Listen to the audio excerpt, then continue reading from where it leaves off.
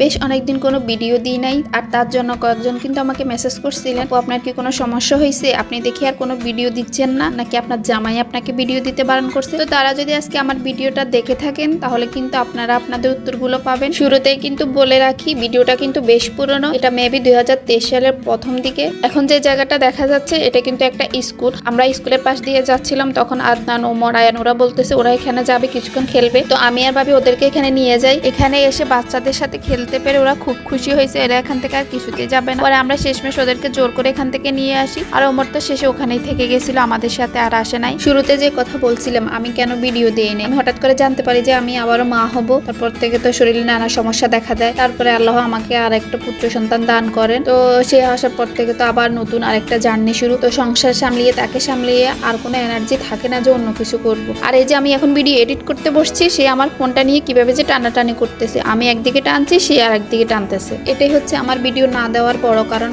আর সমস্যা তো সবার জীবনেই থাকে, তাই না? ভালো সময় খারাপ সময় দুটো নিয়ে কিন্তু আমাদের চলতে হয়। জায়গাটা কোথায় তোমাদেরকে তো সেটাই বলা হয় নাই। এটা হচ্ছে চট্টগ্রাম বাঁশখালীতে। ভাইয়ের পোস্টিং ওইখানে হওয়াতে তারা ওইখানেই থাকে। আমরা যখন ভাইয়ের বাসা যাই তখন আমরা এই জায়গায় ঘুরতে আসি। আর এখন যে জায়গাটা দেখা যাচ্ছে কালো পলিথিন দেওয়া, এটা কিন্তু একটা লবণের মাঠ। আর এই যে সাদা কি দেখা গেল, এগুলো কিন্তু সব লবণ পড়ে আছে।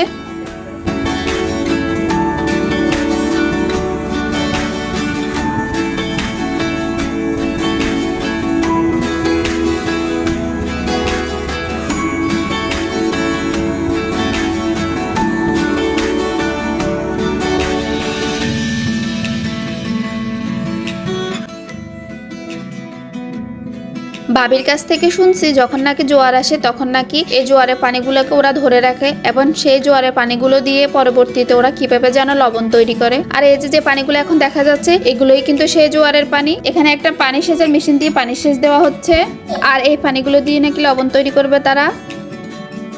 আর ভাবি বলতেছে এই পানিগুলো নাকি লবণাক্ত। তো আদনান একটু পানি খেয়ে দেখে যে এগুলো কি আসলে লবণাক্ত পানি না এমনিতে আর নর্মাল পানি। তো ভাবিও একটু চেক করে দেখি, তার দেখা দেখি আবার আয়ানও চেক করে। আর দেখো আদনান কিভাবে আঙ্গুল চেটে চেটে খাচ্ছে, মনে হচ্ছে ও খুব টেস্টি কোনো কিছু খাচ্ছে। তো ওরা বলতেছিল পানিগুলো লবণাক্ত। তো ওদের দেখা দেখি আমিও একটু পানি চেক করে দেখি, পানিগুলো কিন্তু আসলে লবণাক্ত ছিল। আর আদনান তো পানিগুলো বারবার নিয়ে নিয়ে খাচ্ছিল আর বলতেছিল পানিগুলো নাকি খুব টেস্টি, ওর তো খুব ভালো লাগছে পানিগুলো। ও তো এখানেই আটকে গেছে, আবার অনেক ডাকাডাকি করে ওকে এখান থেকে আনতে পারতেছিলাম না। চলো আদনান আসো, চলো।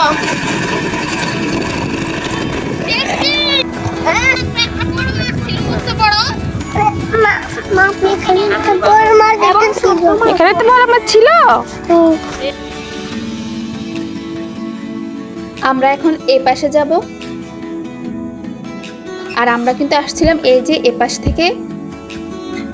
এ জায়গায় আসলে কিছুক্ষণ সময় কাটাই এখানে পা ঝুলিয়ে বসে থাকতে না খুব ভালো লাগে আমার। তো এখানে বরাবরের মতো আমি ছবি তুলতেছিলাম, ভিডিও করতেছিলাম। আয়ান আদনানের গায়ে পা দেওয়াতে ওর গায়ে ভালো লাগে, আর ও রাগ করে এখান থেকে উঠে গেছে, আর কিছুতে ছবি তুলবে না। অনেক ডাকাডাকির পরও আর আসে নাই। পরে আমরা এখান থেকে উঠে আর একটু সামনে আগাই যাই।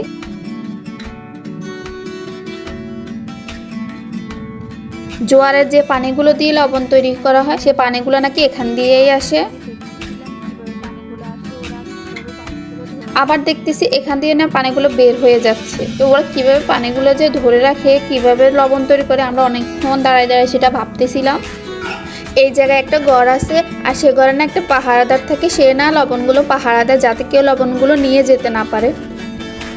তো আমি একটু ঘরে উকি দিয়ে দেখলাম ঘরের ভিতর কি আছে, লোকটা আছে না নাই, দেখলাম সে নাই। ওর ওখানে কিছু প্রয়োজনীয় জিনিসপত্র, জামা কাপড় ছিল। অবশ্য আমরাই এটা ভেবে নিছি যে পাহারাদারটা এখানে থাকে লবণগুলো পাহারা দেওয়ার জন্য। আসলে কি কারণে ঘরটা এখানে বানাইছে আর এখানে কে থাকে আমরা কিন্তু কিছুই জানি না, আমরাই ভেবে নিছি এটা। পরে আমরা একটু উপরে উঠে আসি, যে খাল থেকে লবণের পানিগুলো আসতেছিল আমরা সেই খালের পাড়ে আসি।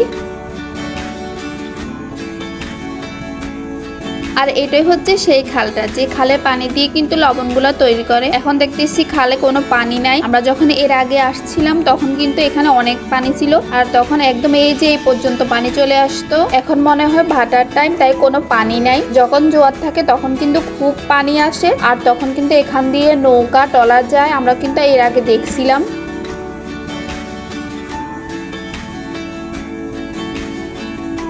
যে বাড়িটা এখন দেখা যাচ্ছে এটা নাকি একটা রাজাদের বাড়ি ছিল অনেক আগে। এখন অবশ্য এখানে কেউ থাকে না, ঘর বাড়িগুলো সব ভেঙে চুরে গেছে। পরবর্তীতে এই ঘরগুলোতে একটা স্কুল খোলা হয়, স্কুলটা এখন বন্ধ ছিল। আর গেটের মধ্যে কিন্তু যাদের বাড়ি তাদের নাম লেখা ছিল।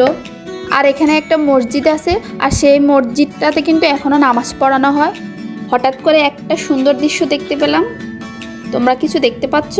এই সাঁকোটা দিয়ে কিন্তু কয়েকটা ছাগল আর ছাগলের বাচ্চা যাচ্ছে। ছাগলগুলো নাকি প্রতিদিন এভাবে যাতায়াত করে, একবার সকালে এপারে আসে, আবার সন্ধ্যা হলে তারা ওই পারে ফিরে যায়। এই কথাগুলো কিন্তু আমরা এখানকার একটা লোকের কাছ থেকে শুনছিলাম। মানুষ এভাবে পারাপার হয় জানতাম, কিন্তু ছাগলের বাচ্চারাও যে এভাবে পারাপার হয় এখানে না আসলে কিন্তু এটা দেখতেই পেতাম না। এখানে আসার কিন্তু আরো একটা পথ আছে, এই যে এখান দিয়ে ঘোড়া পথ, এখান দিয়ে আসা যায়। আর আমরা এখন যেভাবে আসছি সেটা হচ্ছে শর্টকাট পথ। ছাগলগুলো তো সাঁকোটা পার হয়ে গেল, এবার কিন্তু আমাদের যাওয়ার পালা। তো সবার আগে কিন্তু আমিই সাঁকোতে উঠে যাই। আর এখানে আসলে কিন্তু একটা কথা খুব করে মনে পড়ে, একবার এখানে আমরা সবাই মিলে আসি, আমার বড় আপু, ভাবি, ভাইয়ের ছেলেরা সবাই মিলে। তো এই সাঁকোটা পার হওয়ার সময় আমার ভাইয়ের ছেলের পা থেকে জুতা একদম পানিতে পড়ে যায়। আর তখন আমার আপু জুতাটা ধরার জন্য খালের পাড় দিয়ে জুতাটার পিছনে পিছনে দৌড়তে থাকে, আর আমরাও তার দেখে দেখি তার পিছনে পিছনে দৌড়তে থাকি। জুতাটা পানির উপর দিয়ে ভেসে যাচ্ছিল, আর আমরা পাড়ের উপর দিয়ে দৌড়তে থাকি জুতাটার পিছনে। পরে অবশ্য আমরা জুতাটা ধরতে পারি নাই, কারণ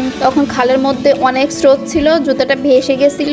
আর এখানে আসলে সে কথাটা মনে পড়ে আর খুব হাসি পায়। আমার কিন্তু এখনো খুব হাসি পাচ্ছিল, কিছুতে আমি হাসি ধরে রাখতে পারতেছিলাম না। তো আমরা কিন্তু সাঁকোটা পার হয়ে গেছি, আর সাঁকোর এই পারটা কিন্তু আরো বেশি সুন্দর। আর এই জায়গাটা আমার এত ভালো লাগে যে কি বলবো।